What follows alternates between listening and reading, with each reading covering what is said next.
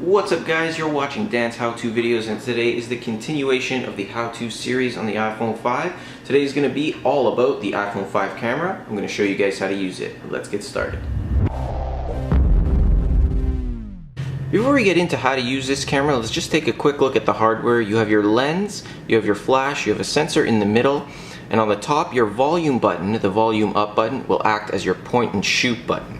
Now to activate the camera, you can do it in two ways. First off, if you're on your lock screen here, you could just slide up on the little camera button at the bottom and that'll open up your camera. If your iPhone is already unlocked, you can just tap the camera app here. It's usually on the first page, the top right, and that'll activate your camera as well. Once you're inside the camera app, taking a picture is super simple. All you need to do is point your camera in the direction of the image or person you're taking a picture of, and then tap the circle camera button at the bottom. Your picture is taken. To view the image you just took, simply click the little thumbnail at the bottom left here, and it'll open up your image. You have a few settings you can play around with. You can share your image to messages, Facebook, Twitter, add it to a contact, use it as a wallpaper, or even print it if you have the capabilities. You can also play the image if it is a video. You can delete it if you're not happy with the image just by clicking the little garbage can and hitting delete photo. To return to the camera app, just hit the camera at the bottom left. Now taking a wide-angled picture is super simple on the iPhone 5 as well. All you need to do is simply turn your iPhone horizontally here and use your plus volume button to take your picture.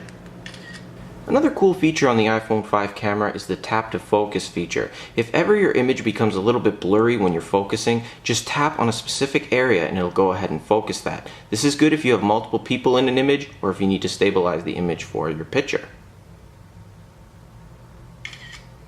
Now that we've got the basics out of the way, let's get into some of the more advanced options. At the top left, you have your flash options. It's automatically set to auto. You can turn it on or off depending on your lighting. If you turn it on, it'll look something like this,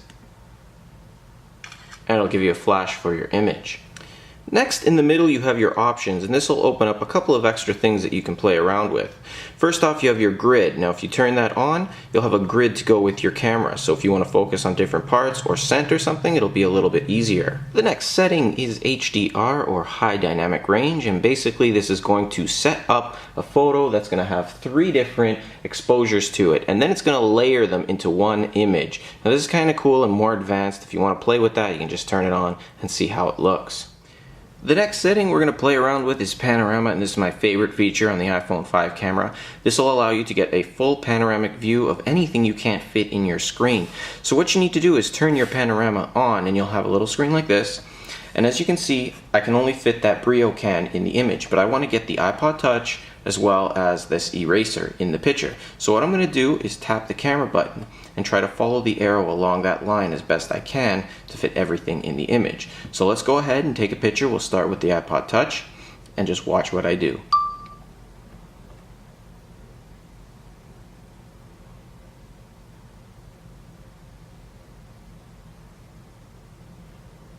Alright, so I went across, pushed done. When I was done, let's take a look at the image. And there you go. I was able to fit everything into the image all at once. Now this is amazing if you have like a nice view and you want to get like a sunrise or something like that. I've done that a few times and the images come out amazing. So give that a try with the iPhone 5 camera. Now the iPhone 5 is also equipped with a front-facing HD camera. This is 720p, as you can see at the top there. It's right in the middle of your phone. To turn that on, you just push the button at the top right. It'll flip the camera around and allow you to use the front-facing camera to view anything you want that way. This is good for FaceTime or if you do vlogs or anything you want to use the front-facing camera for. To flip back, you just tap it again and you're flipped right back to your original camera on the back. Now last but not least, with the iPhone 5 you have a video feature at the bottom. To activate that, you simply slide it over to the video camera section. You can use it in both landscape or the regular mode like this.